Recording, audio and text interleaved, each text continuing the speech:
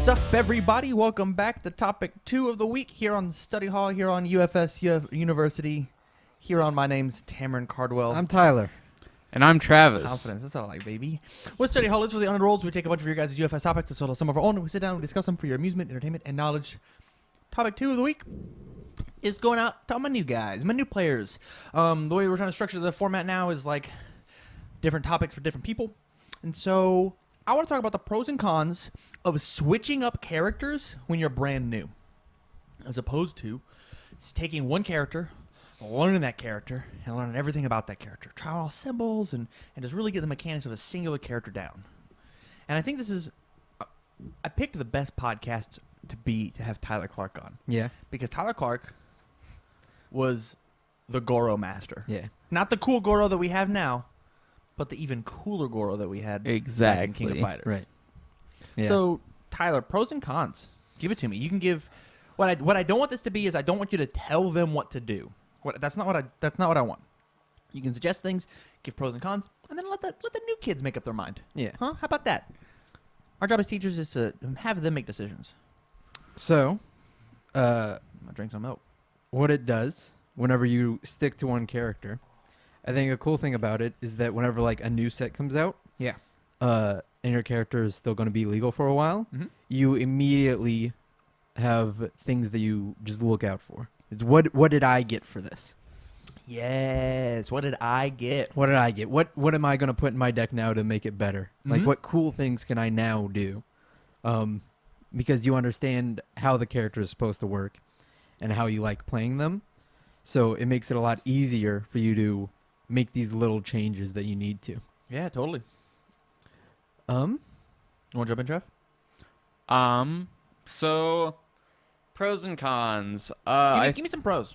I Give think me some pros. I think the pros of sticking with one character is obviously once you master that character, you'll know all of the intricacies of that character. So like you'll know what that character's trying to do, and you'll also in turn know what your deck is trying to do better. So like you'll know I should be playing this card first over this card and X card over X card because this is what my character's trying to do, and this card supports my character. Yeah. I think that you stick with one character because cards are hard to get. sure. I think trying to expand your card pool into a bunch of different things is just a bunch of money, and you honestly don't have to do that in this game. Yeah. Just sticking with a singular symbol on one character is super fun. Finding one gimmick that is one mechanic. That's a way better word choice. One mechanic that is really good. That's totally fine. Just become the best at that.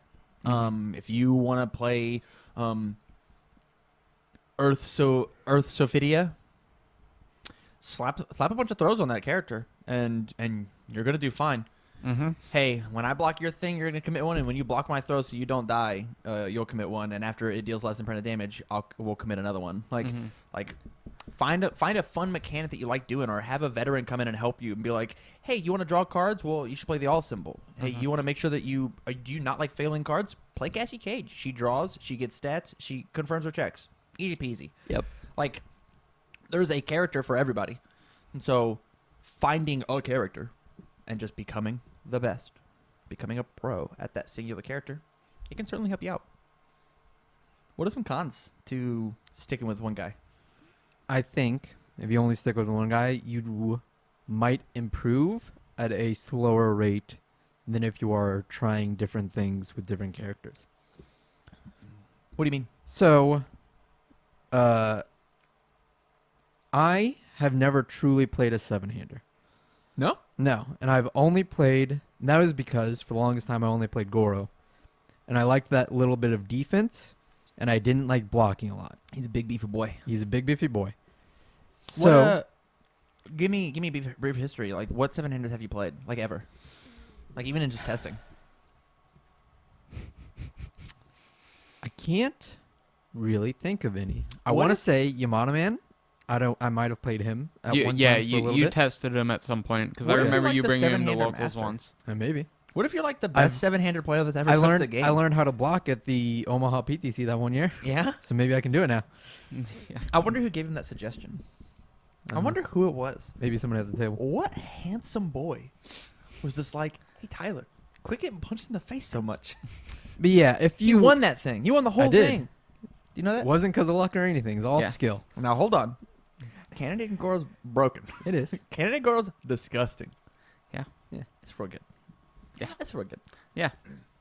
But yeah, if you're only playing one character and you're improving on that character and you can play that character really well, you're probably going to start winning games. I think though, if you move on and you expand your field, you can improve. You can learn how. You can just learn more. It's all you get a different perspective on things. You might learn how to block easier. You might learn how to when you need to block. Yeah. These are all things that I didn't learn in Goro because I didn't super need to. You fell into a crutch. Your Yeah. character said you didn't have to block, and so you never learned really how to do that mechanic. Your character gave you the convenience, the luxury of not blocking, and so you Mhm. just didn't learn that whole part of UFS. Right. And there's a bunch of characters who do that. Mm-hmm. I brought up Cassie before. Hey, every other character in the game checks like shit, like, Yeah. and you have to learn to deal with it. And Cassie does it for 2 cards. Mhm. So like Yeah. saying that, like I joke around a bunch that and I say that I can only play a character that draws cards and gives +2 damage or +2 speed. If it doesn't have those 2 mechanics, then I don't know how to do it. I mean, think about every character that I've done has been like, except for Dr. Cossack, but I played Tengu Dive, which drew 3. So like, Right. like everything that I do, just I want to draw cards. I want to give 2 speed on something. And Yeah. Just send it. Yeah. How about you? Why should people jump around? Jump around. So Jump up, get down. the con to sticking with one character is sometimes you realize through sticking with a character that your deck might just be better under another character. Yeah. So like, man, my character has this really cool gimmick, but this other character does my gimmick a little bit better. Yeah. And Can you give me an example of that? so like, let's say you're trying to play Sebastian Okay. under good and Yeah. you're playing a bunch of Cassie's support and you realize, well, I think Cassie probably just does my gimmick better. Totally. So I think that's a good example. The example I can think of was actually Dr. Cossack and Jackie. Right now, everybody's playing Dr. Cossack with Airground Smash so we can ready a bunch of stuff and draw a bunch of cards. But, like, why wouldn't I just play Jackie in Yeah. this to pump out this damage? Like, yeah, my turns don't fail, but, like, I'm just not killing people. Mm. Right. Yeah. What about you, Tam? What are cons? The biggest con that I see with not jumping around and trying a bunch of new characters when you're super new is when you go to a local, even a local, you shouldn't have to read any of your opponent's cards. You should know what they all do. And so when we talked about, hey, what new tools do I get? Mm-hmm. Hey, my character doesn't have the fire symbol. I'm not going to read any of these fire cards. Right. And so, like, Correct. oh, I've never seen, what does From Hell do? I won't worry about it. I'll choose not to block. You blew up what? I Yeah. took what? You put +6 on what? like there's that, unless you're truly grinding the game and you're reading everything, if you just narrow your focus and you really focus on the 3 symbols, 1 symbol that you want to play, man, I really want to play the death symbol. Fuck all these other symbols. I just want to play death. Mm-hmm. Mm. You don't get to learn about how sick Revoke is, and you're gonna get caught. I'm playing all these cards. Revoke the game-winning enhance. Huh. Oh, All right. well, I didn't know that existed, so I lost. I have an out in my hand, and I could have waited a turn. I think lack of knowledge is the biggest pro of Mhm. jumping out to other characters. Or Yeah. more, I'm sorry, an increase of knowledge is the biggest pro of jumping to other characters. But with that said, here's my question to you, and here's the hard question. Let's say the first 6 months of a player's life, of a player's lifespan, or their career, when they're playing the game, should they switch characters, or should they stick with one? Travis, what's your opinion? So I think for the first 6 months, 6 months. you can definitely stick with one character because that's like your preliminary. I'm still kind of learning the basic mechanics of the game and getting better at them. And if you stick to one character, it helps you do that. It's to make a small comparison, it's kind of like playing League. You focus on the mechanics of the game rather than the mechanics of your champion at first. Yeah. Like champions and like lanes and stuff, right? Yes. Yeah. What Tam And said. you can jungle. Did you do that in League? Yes. Nice. Todd, I'm pretty much a League expert. Right. If anybody wants to 1v1 me in League, please send me an email at Coach L9 over here. ufsuniversity@gmail.com. I would love to take on all challengers. Yeah. I'll get back to you. Careful, he's a bit of a league head. Yeah. A league head? Yeah. Is that what they call themselves? Yeah. That's what we call absolutely. ourselves? That's what. Yeah. That's what we call Never played a game of League in my life. I downloaded it once. Yeah? On your phone? No. Oh. I'd play if it was on my phone. Like a real gamer. like epic Tyler, let's get back gamer. to UFS stuff. Right. 6 months, start of the next world champion's career. Mm-hmm. What do they do? I want to say it like depends on the player though. Ooh. So like What do you mean? So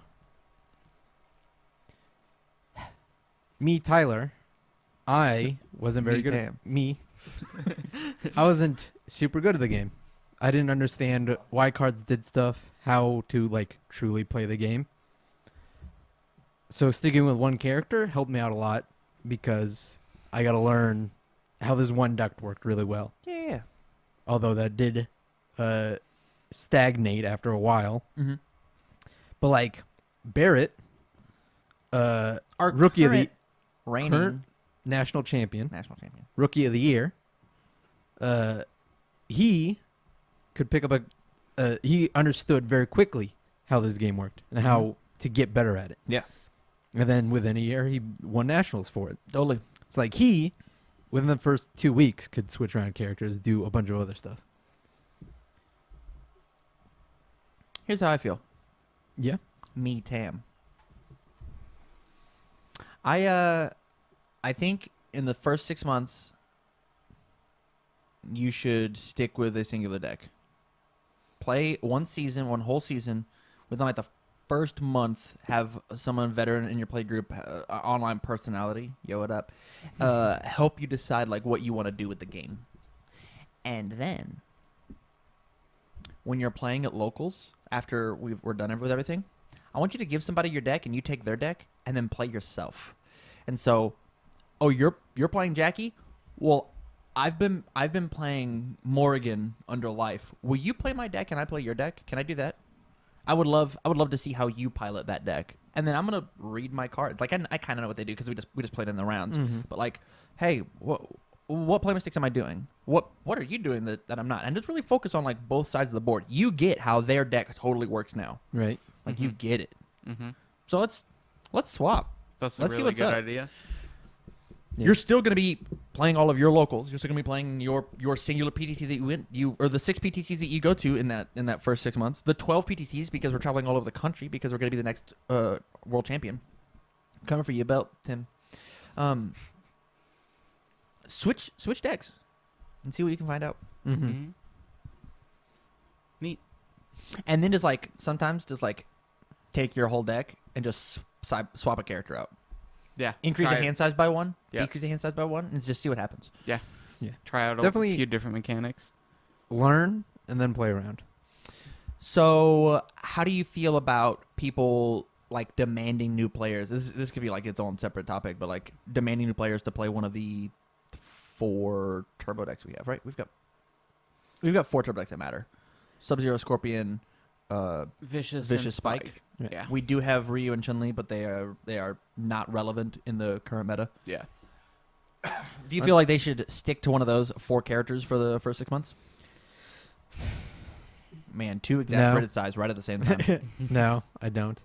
I think that might be a cool way to learn just how the mechanics of the game at the very base level work. I think, though, that you should let them build their decks and play that way. I don't think a lot of people are going to be. I don't know if turbo. Man. No, I'll just stop it at no. I don't think you should do that. I think that they should find a character and they should read through all the characters and find one that they might say, oh, hey, that sounds pretty cool. He seems like he does some cool stuff. Maybe explain them a little bit how these characters kind of like to play, and then have them build a deck and start playing with that. If it's something that they're interested in first, then I think they're going to have a better time with it. Red. So I think it's dependent on whether they enjoy the starting character in the specific turbo deck that they're playing. Mm-hmm. So like if they enjoy Spike or they enjoy Vicious, then they can definitely keep on that deck and build upon, because obviously all the cards in the deck share the 3 symbols with the character, and then you can decide, well, I can take these 3 different paths, and I can choose death, I can choose water, I can choose life, or I can choose evil, earth, all on Spike and Vicious respectively, and I can build. And I think that's a good place for a new player to start, because it doesn't make them think too hard about what they're trying to do, because obviously Spike and Vicious are trying to do 2 different things, and it's evident on the character card. Spike wants to pump stats and deal with face down foundations, so they can just be like, well, I want my deck to deal with face down foundations, so that's what I'm going to build under. Or like Vicious, I want to play a bunch of attacks, so I'm going to play these attacks that help me play more attacks. Who wouldn't? So at that point, and I think this is like the last point that I have for like switching up characters, is I think what you do if you have a new player and somebody who like really wants to be in the game and like trying to figure out what they do, is you actually just have 4 of these turbo decks made, and you make them play a match with each one and say which one was your favorite. That's your character for the next 6 months. Yeah, that's your character for the next 3 months, and learn that way. And be like, hey, you get to make this 60 card deck however you want. You do you. Or if you want me, I'll make your 60 card deck for you. Hey, you want to play Death Scorpion this week? Let's do it. I'll make you a Death Scorpion. Boop, there it is. You want to play Evil this week? Boop, there it is. I think that's We'll figure it cool. out. And just like, hey, I really liked when I got halfway. Ryan Pham described Scorpion the best. He's a Dragon Ball Super character. Yeah. Because at half health, he goes Super Saiyan. True. Half health, he awakens. And just like +6, +6, +6. That's true. However quickly you can awaken, it's going to beat some ass. Yeah, that's true. And Sub-Zero's not. Yeah. He almost was. What? Oh, almost. He was almost very good.